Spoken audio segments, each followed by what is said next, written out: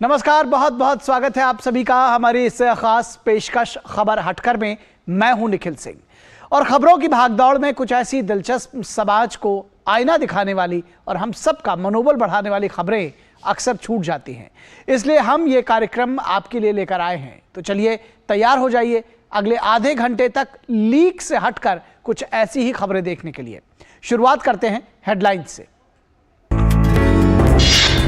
वाराणसी में काशी सांसद सांस्कृतिक महोत्सव की धूम।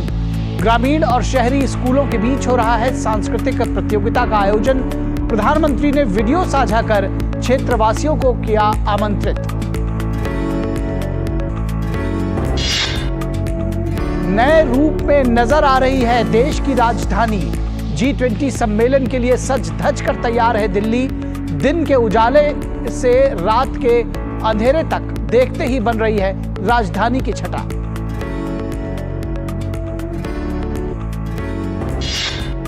गोबर बना किसानों की आय का प्रमुख जरिया।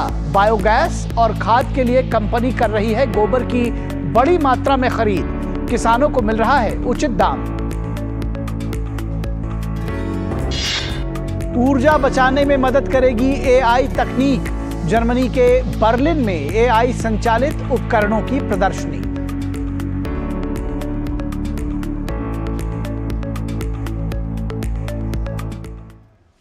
तो खबर हटकर में सबसे पहले बात करते हैं परंपरा और विरासत की।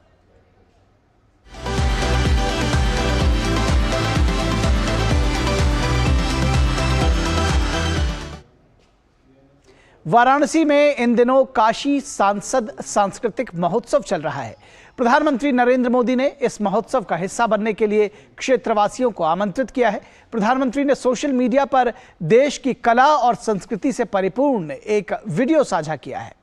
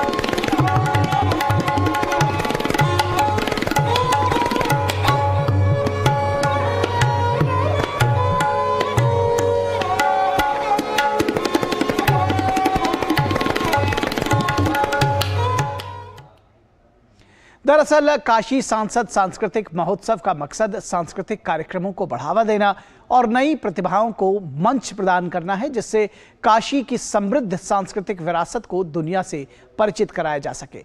इसमें गायन, वादन, नृत्य और नुक्कड़ नाटक की विधाओं और उप विधाओं में सांस्कृतिक प्रतियोगिताएं आयोजित की जा रही हैं।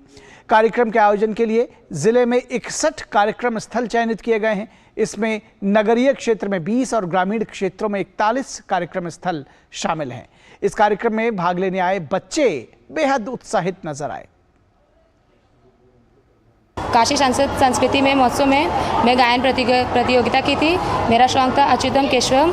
यहाँ स्कूल में आने के बाद मुझे बहुत अच्छा लगा। बहुत अच्छा है, हम लोग गाने का अवसर मिला हम लोग को। हम लोग बहुत यहाँ पे सेल्फी पॉइंट लगा है, हम लोग सेल्फी भी खिंचवा रहे हैं। मुझे यहाँ आने का अवसर प्रदान किया गया। मुझे बहुत अच्छा लगा यहाँ पर आके गा के। और हमारे यहाँ कई घराने हैं जो प्राचीन काल से चलता हुआ आ रहा है। मेरे काशी बहुत अच्छा लगा, यहाँ पर आके बहुत अच्छा लगा। हमें यहाँ आके गाना गाने का अवसर मिला, इसलिए हम बहुत खुश हैं। क्योंकि काशी को यूनेस्को ने म्यूजिक सिटी का एक दर्जा दिया है।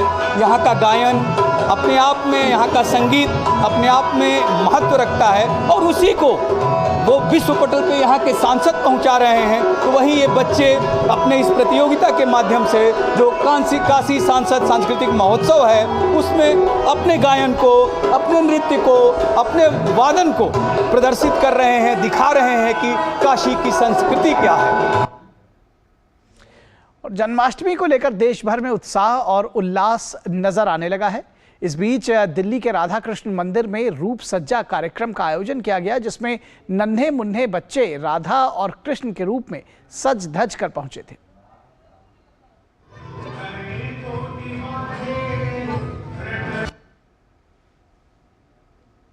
महोत्सव से पहले एक अनोखे आयोजन में शामिल होने के लिए यहाँ इकट्ठा हुए हैं। दरअसल हर साल की तरह इस साल भी जन्माष्टमी से पहले दिल्ली के एक मंदिर में राधा कृष्ण रूप सज्जा कार्यक्रम का आयोजन किया गया, जिसमें छोटे छोटे बच्चों ने बढ़ चढ़कर हिस्सा लिया। बच्चों के माता पिता भी पूरे उत्साह के साथ अपने अपने बच्चों को सुंदर तरीके से सजा धजा कर कार्यक्रम में शामिल होने पहुंचे थे। बच्चे भी इस कार्यक्रम में बेहद उत्साहित नजर आ रहे थे। आयोजकों का कहना है कि इस तरह के आयोजन से बच्चों को काफी प्रेरणा मिलती है। हर साल की भांति केशवपुर विभाग ने इस साल इसे गीता भवन मंदिर में आयोजित करने का निश्चित किया था। तो आज छोटे छोटे बच्चों को, इन स्वरूपों को आप देख पा रहे होंगे। ये बच्चे भगवान कृष्ण से प्रेरित हों, उनके बारे में जिज्ञासु हों, ये इसी मानसिकता के साथ ये कार्यक्रम आरंभ किया गया।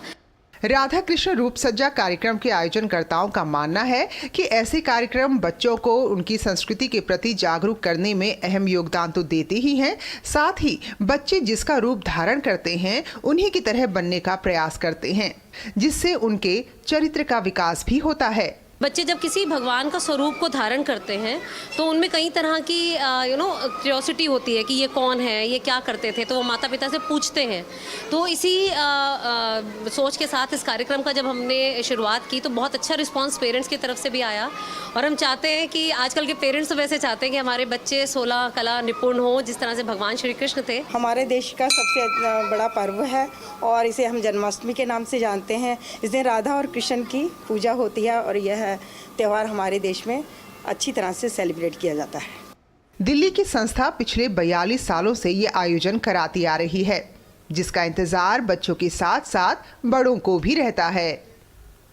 Bureau report, DT news.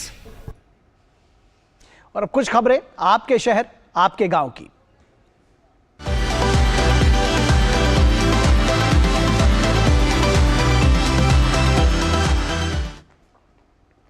देश की राजधानी दिल्ली इन दिनों पूरी तरह से सजी धजी नजर आ रही है। G20 सम्मेलन के लिए दिल्ली को महीनों की मेहनत के बाद सजाया गया है। इन दिनों दिल्ली दिन के उजाले में जितनी सुंदर नजर आ रही है, रात के अंधेरे में भी उसकी छटा उतनी ही निराली नजर आती है।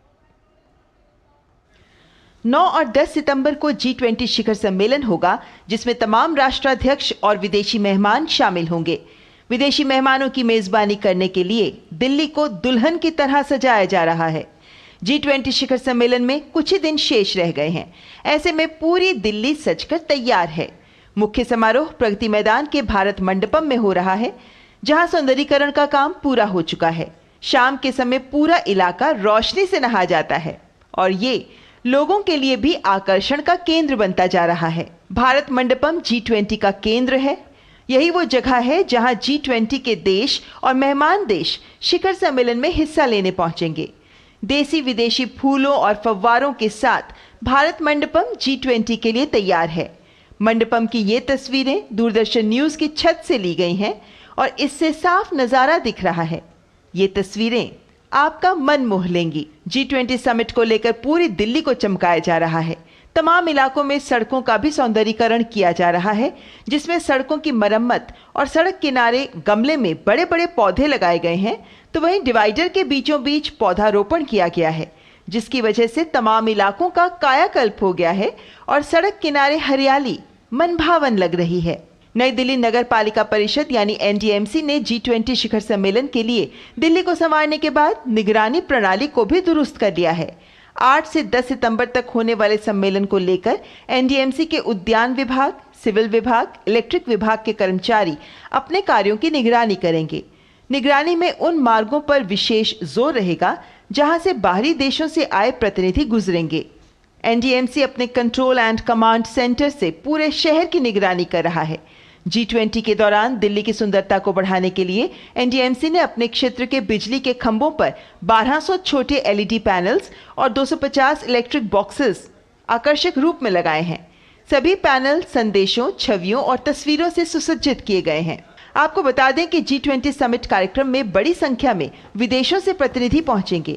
ऐसे में भारत की राजधानी दिल्ली को सौंदर्यीकरण कर सजाया जा रहा है ताकि जब ये आगंतुक अपने देश लौटें तो भारत की खूबसूरती की यादें लेकर जाएं और अपने देश में बयां करें। नितेंद्र सिंह के साथ ब्यूरो रिपोर्ट, DD न्यूज़। और कर्नाटक के मैंगलुरु में स्थानीय लोगों ने केसाड ओंजी दीना कार्यक्रम मनाया। बच्चे और बड़े सभी ने मौज मस्ती और उल्लास के साथ इसमें हिस्सा लिया। इन आयोजनों का मुख्य आकर्षण कीचड़ भरे मैदानों में खेलना और विभिन्न प्रकार के व्यंजनों का आनंद लेना है। इस आयोजन का मकसद लोगों को खेती किसानी के अनुभव से जोड़ना है। भारत त्योहारों का देश है और देश में कई तरह के त्योहार मनाए जाते हैं। उत्तर से लेकर दक्षिण तक हर क्षेत्र में त्योहारों का अपना तरीका होता है। कर्नाटक के मंगलुरु में परंपराओं को जीवित रखने और युवा पीढ़ी को उनकी जड़ों से जोड़ने के लिए केसट ओंजी दीना का आयोजन किया गया। बच्चे और बड़े सभी ने पूरे उत्साह के साथ, उल्लास के साथ इसमें हिस्सा लिया। दरअसल इस आयोजन का मुख्य आकर्षण कीचड़ से भरे मैदान होते हैं, जिनमें लोग खेलते, कूदते और काफी देर तक आनंद लेते नजर आते हैं। इस दौरान विभिन्न प्रकार के व्यंजनों का भी आनंद लिया जाता है। केसाड ओंजी दीना एक ऐसा दिन है जब हर उम्र के लोग कीचड़ से भरे मैदान पर पारंपरिक और अन्य खेल खेलते हैं। इस दौरान कीचड़ में खेलने को लेकर कोई रोक टोक नहीं होती। केसाड ओंजी दीना तटीय मानसून का नवीनतम उत्सव है। इस आयोजन का मकसद युवा पीढ़ी को ये याद दिलाना है कि इस क्षेत्र के लोग कृषक थे। वे हमेशा प्रकृति के करीब रहते थे और अपने हाथों और शरीर को काम करने के दौरान खेतों में मिट्टी से गंदा करते थे। अब भले ही खेती किसानी से हर कोई सीधे ना जुड़ा हो, लेकिन इस तरह के आयोजन कहीं ना कहीं उन्हें मिट्टी से जोड़ने का काम करते हैं। Bureau report, DD news. और जम्मू कश्मीर के प्रसिद्ध ट्यूलिप गार्डन को world book of records London द्वारा सम्मानित किया गया है, जिसमें बगीचे की देखभाल करने वाले और स्थानीय लोग बेहद उत्साहित हैं।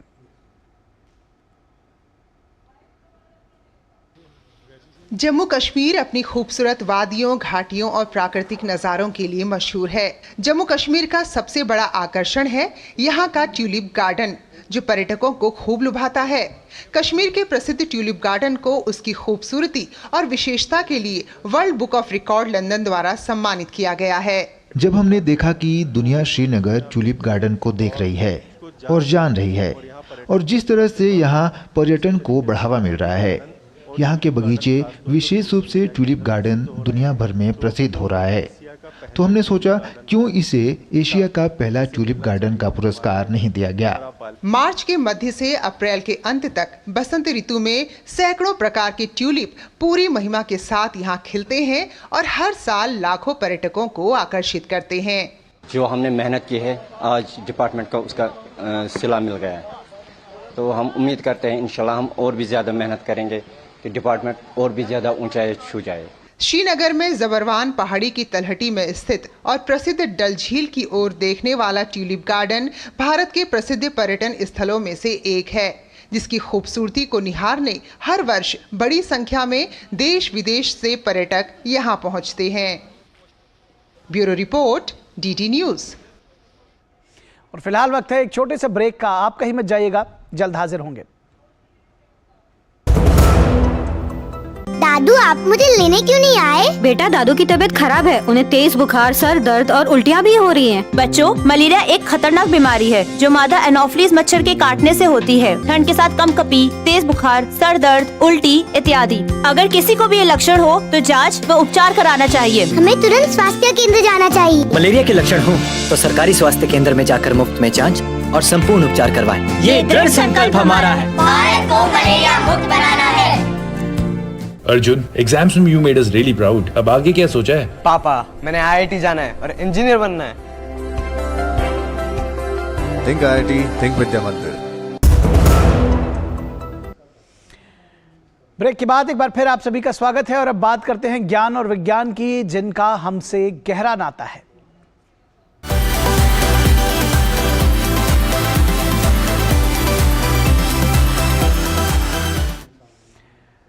वाराणसी में किसानों को पशुपालन का दोहरा लाभ मिल रहा है। एक और जहां वे दूध बेचकर पैसे कमा रहे हैं, वहीं गाय के गोबर से भी उनकी आमदनी हो रही है। वाराणसी स्थित Govardhan Varanasi foundation SPV company किसानों से गोबर खरीदती है और इस गोबर से खाद और गैस बनाती है। ये गैस गाड़ियों के संचालन के लिए उपयोग में लाया जाता है, जो बाकी गैस से काफी किफायती है। इसके अलावा जो खाद बनाई जाती है वो पूरी तरह रसायन से मुक्त होती है, जिससे जैविक खेती को बढ़ावा भी मिल रहा है। वाराणसी नित नए विकास की कहानियां गढ़ रहा है, चाहे वो कोई भी क्षेत्र हो। मुख्य कारण ये भी है कि प्रधानमंत्री यहाँ से सांसद हैं और वो जो भी विकास के बारे में सोचते हैं उसे पूरा करने का प्रयास भी करते हैं। इसी सोच को सार्थक करने में सहयोग दे रही है वाराणसी में स्थित Govardhan Varanasi foundation SPV company. ये कंपनी पशुपालक किसानों की आय बढ़ाने और उनके जीवन स्तर को सुधारने में काफी कारगर साबित हो रही है।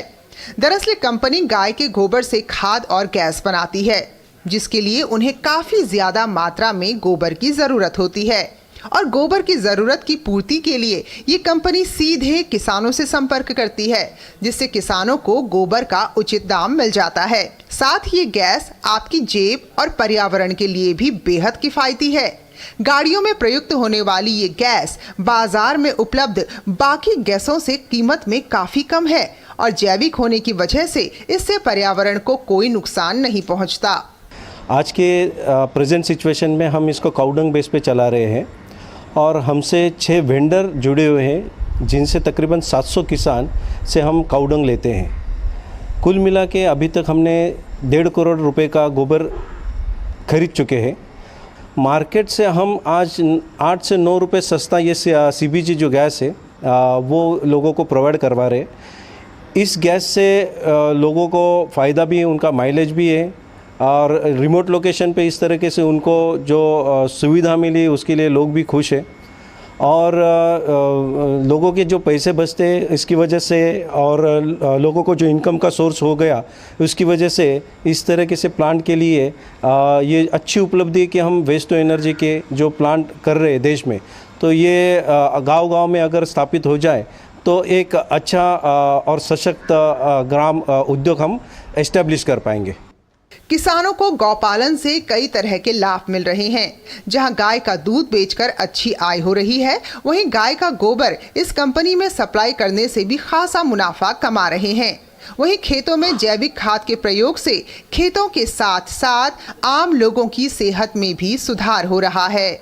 हम रासायनिक खादों से मुक्त होना चाहते हैं, तो ये जैविक खादों की तरफ हम लोगों को कैसे सूक्ष्म तत्व मैक्रो और माइक्रो न्यूट्रिएंट से भरपूर खाद का उपयोग किया जा सके, जिससे हमारा फसल सही तत्वों में सही MRL लेवल के साथ आवे, ताकि हम लोग उसको विदेश भी निर्यात कर सकें और अपने लोगों को भी पोषक तत्वों के युक्त भोजन का प्रबंध कर सकें। इससे किसानों को लाभ है और हमारे जो मजदूर हैं उनका भी जीविकोपार्जन चल रहा है। प्रधानमंत्री जी के महान सोच से FPO का गठन हुआ। FPO जो है बहुत अच्छा कार्य कर रहा है और हम लोग सोच रहे हैं कि ज़्यादा से ज़्यादा इससे स्वरोजगार मिले। प्रधानमंत्री की सोच से जो बनारस के किसान हैं वो गोबर से अपनी आय बढ़ा रहे हैं, और इतनी कि जितना कोई सोच भी नहीं सकता। खेती से तो उनको जो आय हो रही है वो हो ही रही है, सरकार का प्रयास है कि आय दोगुनी हो जाए, लेकिन गोबर से उनको इतना पैसा मिल पा रहा है जिसको कि लोग कह रहे हैं 10 गुना है। 10 गुना आय बढ़ रही है केवल गोबर से, और ये सोच है वाराणसी के सांसद और देश के प्रधानमंत्री की। Doctor Harkesh Bahadur Singh Gautam, DD news, Varanasi. Germany के बर्लिन में ऊर्जा बचाने में मदद करने के लिए AI संचालित उपकरणों का प्रदर्शन किया गया है। 1924 से शुरू हुई ये प्रदर्शनी 5 सितंबर तक चलेगी। जर्मनी के बर्लिन में ऊर्जा बचाने में मदद करने के लिए AI यानी कि आर्टिफिशियल इंटेलिजेंस संचालित उपकरणों का प्रदर्शन किया गया। प्रदर्शनी में उपभोक्ता प्रौद्योगिकी मेला IFA ने 1 सितंबर को अपने आधिकारिक उद्घाटन से पहले विभिन्न उपकरणों का प्रदर्शन किया है। प्रदर्शनी में विभिन्न प्रकार के टैबलेट, प्रोसेसर और कई AI उपकरण शामिल थे। एक तरफ ये उन उपकरणों से शुरू होता है जिसमें AI ऊर्जा मोड होता है, जिसके साथ आप कृत्रिम बुद्धिमत्ता के माध्यम से ऊर्जा बचा सकते हैं, और फिर सौर प्रणाली के लिए साझेदार उपकरणों के साथ हीट पंप तक एक पूरा कनेक्टेड घर बना सकते हैं। सभी प्रकार के उपकरण जो वास्तव में ऊर्जा उत्पन्न और उपभोग करते हैं, स्मार्ट चीजों की ऊर्जा के साथ एक समग्र ऊर्जा प्रबंधन में संयुक्त हो जाते हैं। प्रदर्शनी में कई तरह की इक्विपमेंट का विशेष रूप से प्रदर्शन किया गया, जिसमें एडजस्टेबल मॉप्स के साथ साथ एक नया रोबोट वैक्यूम क्लीनर भी शामिल था, जो लोगों को काफी पसंद आ रहा है, क्योंकि इससे उनके घर की साफ सफाई का एक बहुत बड़ा बोझ कम जो होने जा रहा है। और यह वास्तव में दुनिया में पहली बार है कि यह अब मोप्स का विस्तार कर सकता है। इसे मोप एक्सटेंडेड तकनीक कहा जाता है और इसके साथ यह वास्तव में किनारे तक और कोने में 2 मिलीमीटर तक पहुंच सकता है और यह बहुत बढ़िया है और यह वास्तव में एक विश्व प्रथम है। यह ऐसा कर सकता है, अन्य नहीं कर सकते हैं। 1924 से शुरू हुई ये प्रदर्शनी 5 सितंबर तक चलेगी, जिसे देखने के लिए काफी दूर दूर से लोग यहाँ पहुँच रहे हैं। और ब्राजील के रियो डी जेनेरियो में एक ग्रीन हाइड्रोजन पायलट प्लांट खोला गया है। इस प्लांट का लक्ष्य H2 संचालित साइकिल्स की मदद से टिकाऊ ऊर्जा स्रोत को बढ़ावा देना है। फ्रैंक सैंटोस ने पट्टिका का अनावरण किया। जब पूरा विश्व जलवायु परिवर्तन को लेकर चिंतित है, तो ऐसे में ब्राजील में ग्रीन प्लांट खोला गया है। यह ग्रीन हाइड्रोजन ब्राजील और जर्मन की साझेदारी से खुला है, जिसका उद्देश्य शहरी गतिशीलता जैसे क्षेत्रों में हरित हाइड्रोजन के संभावित उपयोग पर शोध करना है। पायलट प्लांट हाइड्रोजन का उत्पादन करने के लिए सौर पैनलों का उपयोग करेगा और हाइड्रोजन संचालित साइकिलें जनता के लिए उपलब्ध कराई जाएंगी। मेरा यह विचार है कि परिवहन क्षेत्र को डिकार्बोनाइज किया जाए और लोगों की तकनीकी व्यवहार्यता को दिखाया जाए, जिसके पास शहरी स्थानों में माल की डिलीवरी या पर्यावरणीय साइकिल हो, जिसमें धातुओं का उपयोग करने वाली बैटरी ना हो, जैसे कि दुर्लभ धातुएं। लेकिन इसमें हाइड्रोजन पर आधारित एक और तकनीक होगी जो 150 किलोमीटर की स्वायत्तता देगी और टिकाऊ भी होगी। यह project Alberto Luis Coimbatore Institute for Graduate Studies and Research in Engineering द्वारा चलाया जाता है, जो हाइड्रोजन ब्राजील परियोजना के साथ साझेदारी में रियो डी जेनेरियो के संघीय विश्वविद्यालय का एक शोध केंद्र है। हरित हाइड्रोजन हर चीज का समाधान नहीं है। ग्रीन हाइड्रोजन विशिष्ट अनुप्रयोगों के लिए एक समाधान है, जो ये साइकिलें हो सकती हैं, जो छोटी लगती हैं, लेकिन ऐसा नहीं है, क्योंकि कई शहरों में सूक्ष्म गतिशीलता एक महत्वपूर्ण पहलू है। आज जब संपूर्ण विश्व प्रदूषण के कारण तरह तरह की बीमारियों से ग्रसित हो रहा है, साथ ही खत्म होने के कगार पर है, ऐसे में ग्रीन हाइड्रोजन पायलट प्लांट पर्यावरण को लेकर एक अच्छी पहल है। Bureau report, TD news. तो खबर हट करके इस अंक में बस इतना ही। हमारी पूरी टीम को दीजिए इजाजत। नमस्कार।